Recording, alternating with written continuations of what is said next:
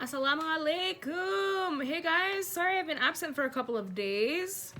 I was just really tired. No excuse, really, just really tired.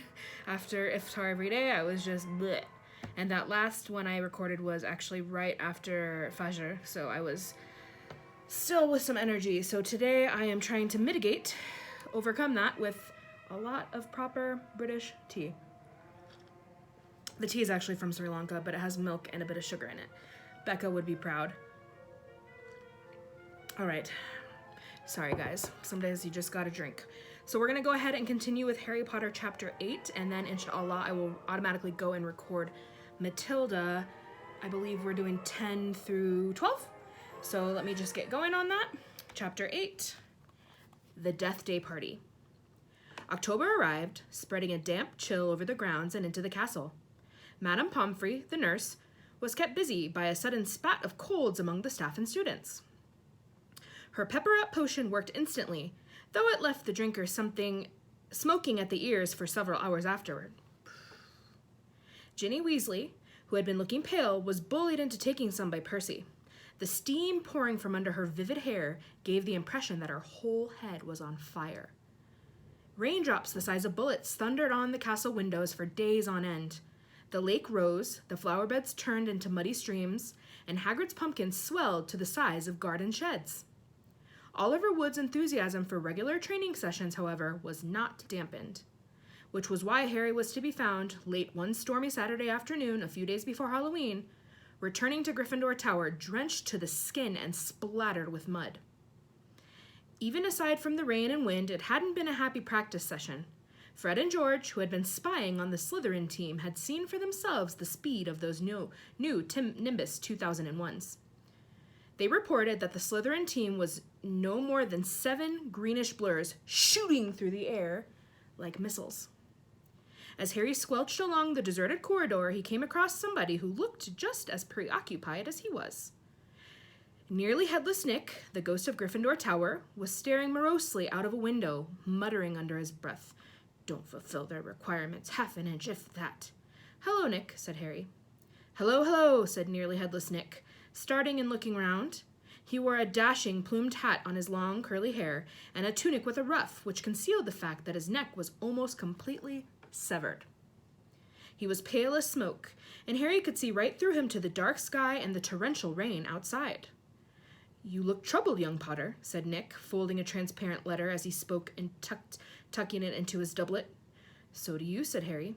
"Ah," nearly headless Nick waved an elegant hand.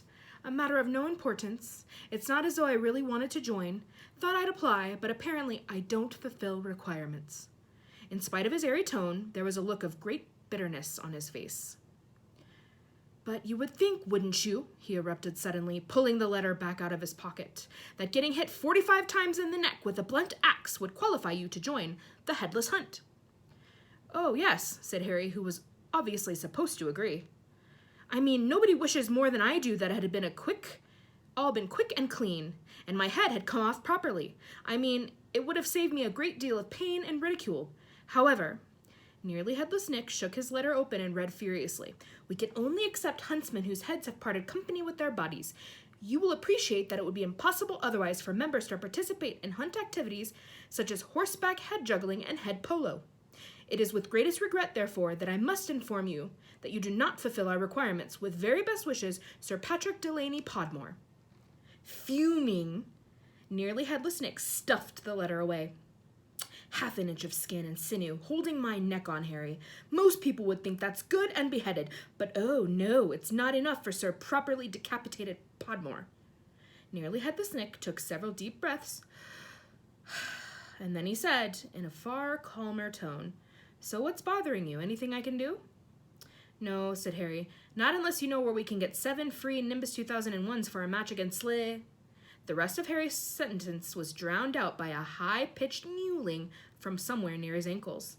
He looked down and found himself gazing into a pair of lamp-like yellow eyes. It was Mrs. Norris, the skeletal gray cat who was used by the caretaker Argus Filch as a sort of deputy in his endless battle against students. "You'd better get out of here, Harry," said Nick quickly. Filch isn't in a good mood. He's got the flu and some third years accidentally plastered frog brains all over the ceiling in Dungeon 5. He's been cleaning all morning. And if he sees you dripping mud all over the place... Right, said Harry, backing away from the accusing stare of Mrs. Norris, but not quickly enough. Drawn to the spot by the mysterious power that seemed to connect him with this foul cat, Argus Filch burst suddenly through a tapestry to Harry's right, wheezing and looking wildly about for the rule breaker. There was a thick tartan scarf bound around his head, and his nose was unusually purple. "Filth!" he shouted, his jowls a-quiver, his eyes popping alarmingly as he pointed at the muddy puddle that dripped from Harry's Quidditch robes. "Mess and muck everywhere! I've had enough of it! I tell you, follow me, Potter!" So Harry waved a gloomy goodbye to nearly headless Nick and followed Filch back downstairs, doubling the number of muddy footprints on the floor. Harry had never been inside Filch's office before. It was a place most students avoided. The room was dingy and windowless, lit by a single oil lamp dangling from the low ceiling. A faint smell of fried fish lingered about the place. Wooden filing cabinets stood around the walls. From their labels, Harry could see that they contained details of every pupil Filch had ever punished. Fred and George Weasley had an entire drawer to themselves. A highly polished collection of chains and manacles hung on the wall behind Filch's desk. It was common knowledge that he was always begging Dumbledore to let him suspend students by their ankles from the ceiling. Filch grabbed a quill from a pot on his desk and began shuffling around looking for parchment. "Dung," he muttered furiously. "Great sizzling dragon bogies, frog brains, rat intestines, I've had enough of it. Make an example. Where's the form? Yes." He retrieved a large roll of parchment from his desk drawer and stretched it out in front of him, dipping his long black quill into the inkpot. Name, Harry Potter. Crime, it was only a bit of mud, said Harry. "It's only a bit of mud to you, boy, but to me it's an extra hour scrubbing," shouted Filch, a drip shivering unpleasantly at the end of his bulbous nose. "Crime, befouling the castle," suggested sentence. Dabbing at his streaming nose, Filch squinted unpleasantly at Harry, who waited with bated breath for his sentence to fall. But as Filch lowered his quill, there was a great bang on the ceiling of his office, which made the oil lamp rattle. "Peeves!" Filch roared, flinging down his quill in a transport of rage. "I'll have you this time! I'll have you!" And without a backward glance at Harry, Filch ran flat-footed from the office, Mrs. Norris streaking along beside him. Peeves was a school poltergeist, a grinning, airborne menace who lived to cause havoc and distress. Harry didn't much like Peeves, but he couldn't help feeling grateful for his timing. Hopefully, whatever Peeves had done, and it sounded as though he'd wrecked something very big this time, would distract Filch from Harry. Thinking that he should probably wait for Filch to come back, Harry sank into a moth-eaten chair next to the desk. There was only one thing on it apart from his half-completed form, a large glossy purple envelope with silver lettering on the front. With a quick glance at the door to check that Filch wasn't on his way back, Harry picked up the envelope and read, "Quick Spell, a correspondence course in beginner's magic." Intrigued, Harry flicked the envelope open and pulled out the sheaf of parchment inside. More curly silver writing on the front page said, "Feel out of step in the world of modern magic? Find yourself making excuses not to perform simple spells? Ever been taunted for your woeful wand work? There's an answer. Quick Spell is an all-new, fail-safe, quick result, easy learn course. Hundreds of witches and wizards have benefited from the Quick Spell method. Madam Z. Nettles of Topsham writes, "I have no memory for incantations and my potions were a family joke. Now, after a Quick Spell course, I am the center of attention at parties, and friends beg for the recipe of my scintillation solution." Warlock DJ Prod of Didsbury says, "My wife used to sneer at my feeble charms, but 1 month into your fabulous Quick Spell course, and I succeeded in turning her into a yak. Thank you, Quick Spell." Fascinated, Harry thumbed through the rest of the envelope's contents. Why on earth did Filch want a Quick Spell course? Did this mean he wasn't a proper wizard? Harry was just reading. Lesson 1, Holding Your Wand, Some Useful Tips. When shuffling footsteps outside told him Filch was coming back. Stuffing the parchment into the envelope, Harry threw it back onto the desk just as the door opened. Filch was looking triumphant. "That vanishing cabinet was extremely valuable," he was saying gleefully to Mrs. Norris. "We'll have Peeves out this time, my sweet." His eyes fell on Harry and then darted to the Quick Spell envelope, which Harry realized too late was lying 2 feet away from where it had started. Filch's pasty face went brick red. Harry braced himself for a tidal wave of fury. Filch hobbled across to his desk, snatched up the envelope, and threw it into a drawer. Did you read? He spluttered. No, Harry lied quickly. Filch's knobbly hands were twisted together. If I thought you'd read my private, not that it's mine, for a friend, but that as it may, however. Harry was staring at him, alarmed. Filch had never looked madder. His eyes were popping.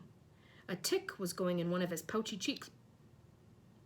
And the tartan scarf didn't help. Very well, go, and don't breathe a word. Not that, however, if you didn't read, go on.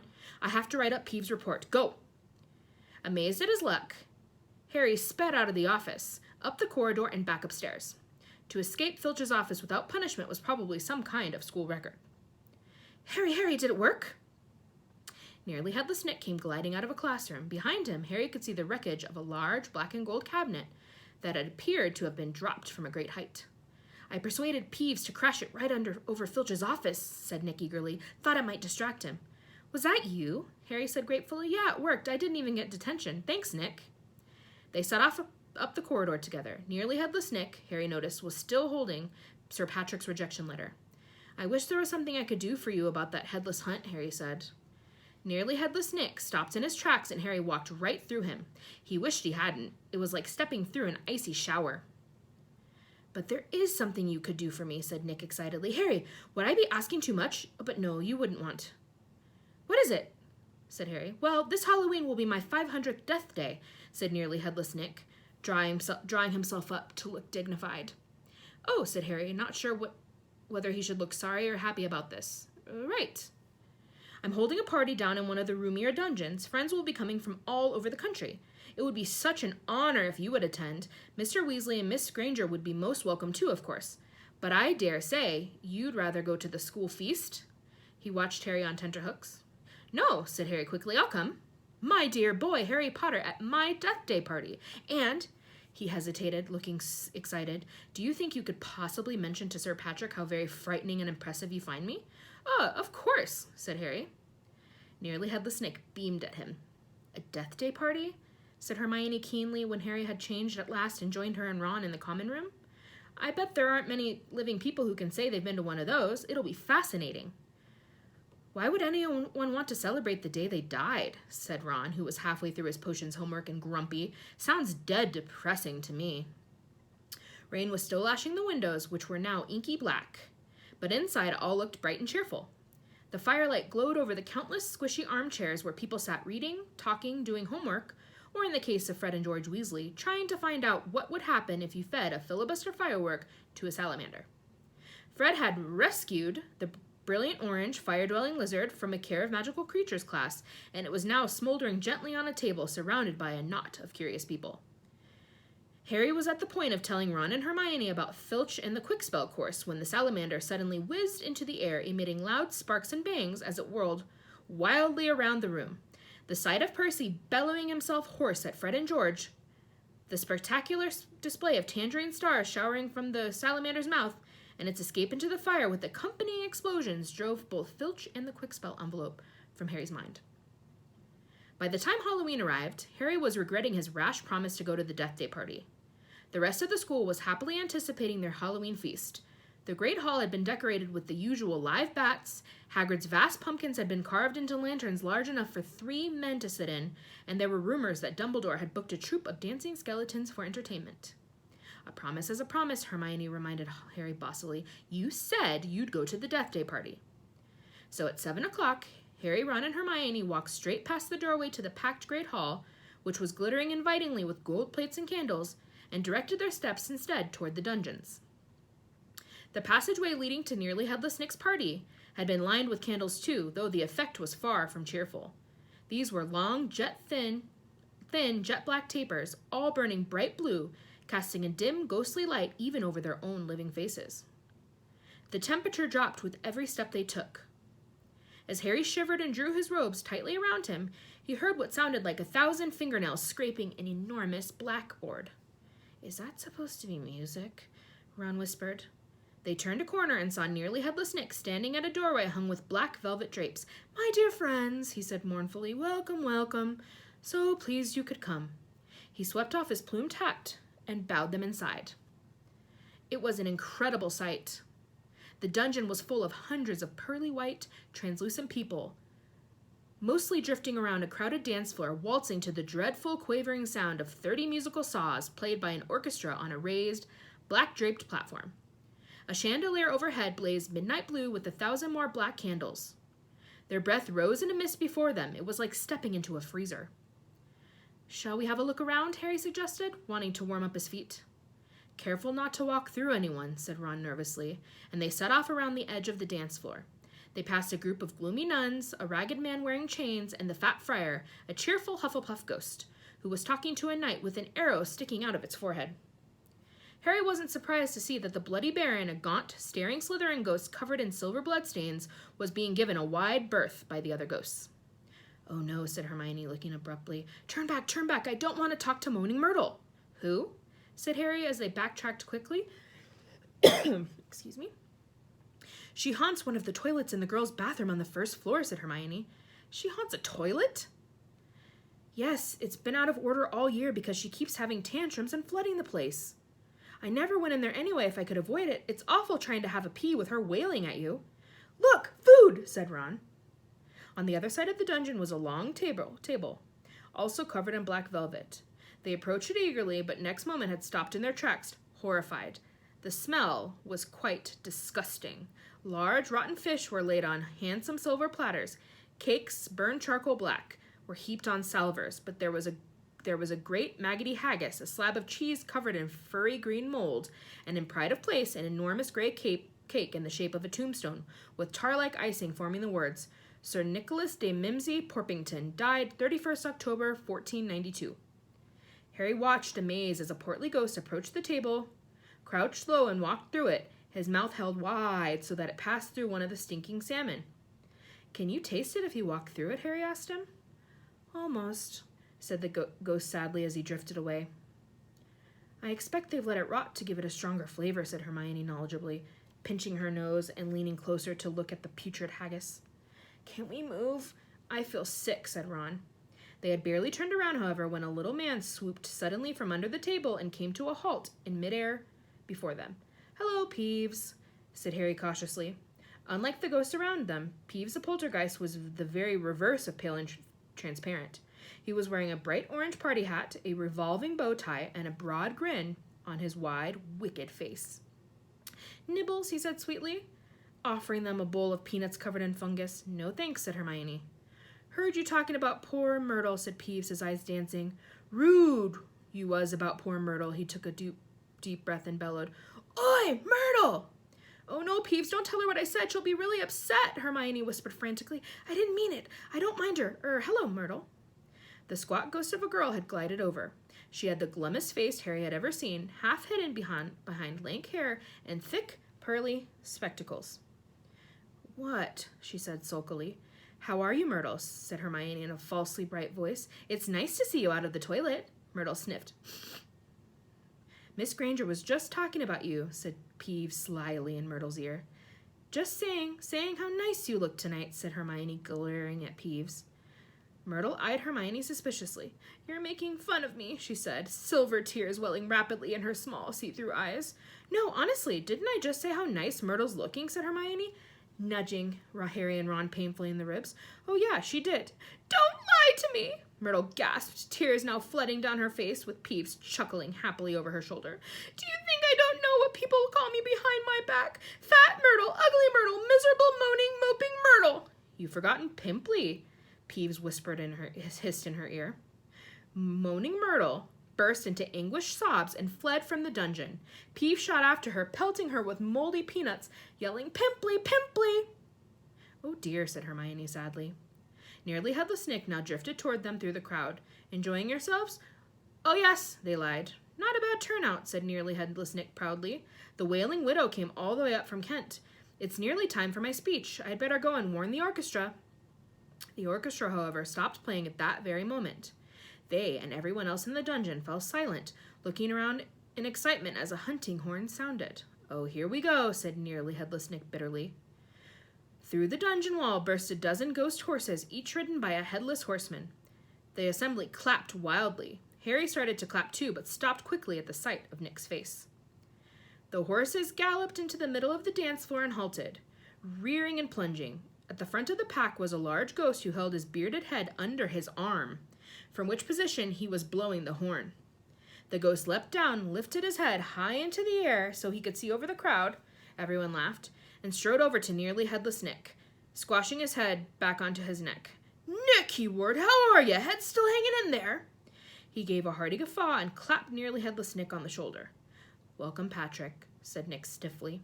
"Livens," said Sir Patrick, spotting Harry, Ron, and Hermione and giving a huge fake jump of astonishment so that his head fell off again. The crowd howled with laughter. "Very amusing," said Nearly Headless Nick darkly. "Don't mind Nick," shouted Sir Patrick's head from the floor. "Still upset we won't let him join the hunt. But I mean to say, look at the fellow." "I think," said Harry hurriedly, at a meaningful look from Nick. "Nick's very frightening and ha!"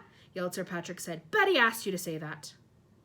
"If I could have everyone's attention, it's time for my speech," said Nearly Headless Nick loudly, striding toward the podium and climbing into an icy blue spotlight. "My late lamented lords, ladies, and gentlemen, it is my great sorrow," but nobody heard much more. Sir Patrick and the rest of the Headless Hunt had just started a game of head hockey, and the crowd was turning to watch.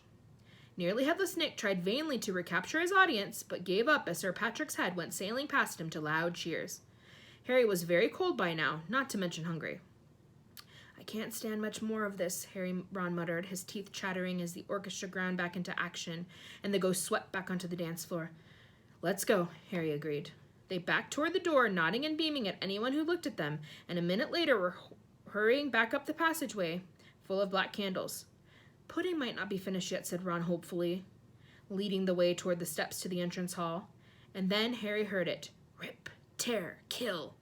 It was the same voice, the same cold, murderous voice he had heard in Lockhart's office. He stumbled to a halt, clutching at the stone wall, listening with all his might, looking around, squinting up and down the dimly lit passageway. "Harry, what are you—" "It's that voice again. Shut up a minute. So hungry for so long." "Listen," said Harry urgently, and Ron and Hermione froze, watching him. "Kill, time to kill." The voice was growing fainter. Harry was sure it was moving away, moving upward. A mixture of fear and excitement gripped him as he stared at this dark ceiling. How could it be moving upward? Was it a phantom to whom stone ceilings didn't matter?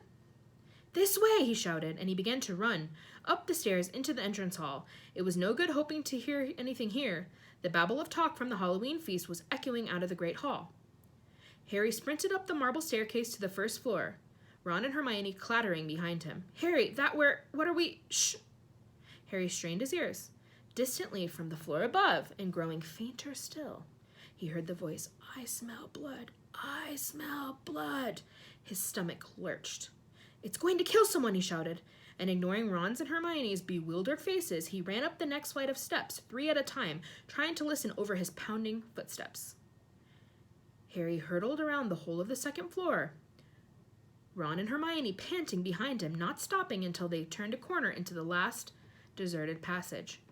"Harry, what was that all about?" said Ron, wiping sweat off his face. "I couldn't hear anything." But Hermione gave a sudden gasp, pointing down the corridor. "Look!" Something was shining on the wall ahead. They approached slowly, squinting through the darkness. Foot-high words had been daubed on the wall between 2 windows, shimmering in the light cast by the flaming torches. "The Chamber of Secrets has been opened. Enemies of the air, beware." "What's that thing hanging underneath?" said Ron, a slight quiver in his voice. As they edged nearer, Harry almost slipped. There was a large puddle of water on the floor. Ron and Hermione grabbed him, and they inched toward the message, eyes fixed on a dark shadow beneath it. All 3 of them realized what it was at once, and leapt backwards with a splash. Mrs. Norris, the caretaker's cat, was hanging by her tail from the torch bracket. She was stiff as a board, her eyes wide and staring. For a few seconds they didn't move. Then Ron said, "Let's get out of here." "Shouldn't we try and help?" Harry began awkwardly. "Trust me," said Ron, "we don't want to be found here." But it was too late. A rumble as though of distant thunder told them that the feast had just ended. From either end of the corridor where they stood came the sound of hundreds of feet climbing the stairs and the loud, happy talk of well-fed people. Next moment, students were crashing into the passage from both ends. The chatter, the bustle, the noise died suddenly as the people in front spotted the hanging cat. Harry, Ron, and Hermione stood alone in the middle of the corridor as silence fell among the mass of students pressing forward to see the grisly sight. Then someone shouted through the quiet, "Enemies of the air, beware! You'll be next, mudbloods!" It was Draco Malfoy. He had pushed to the front of the crowd, his cold eyes alive, his usually bloodless face flushed, as he grinned at the sight of the hanging, immobile cat. And that is the end of Chapter 8. Draco Malfoy is excited to see a dead cat? That's pretty messed up, yeah? Wow, so that's pretty intense now. So now we hear the title of the story, The Chamber of Secrets. Somehow the Chamber of the Secrets has been opened and the enemies of the air beware. Air is spelled H-E-I-R. Look it up if you don't know what it means. Who are the enemies of the air? What's going to happen next? How is poor Mr. Filch going to take his cat being strung up like that? Inshallah, we'll find out soon. It's good to see you again. Assalamu alaikum. Be well. Bye-bye.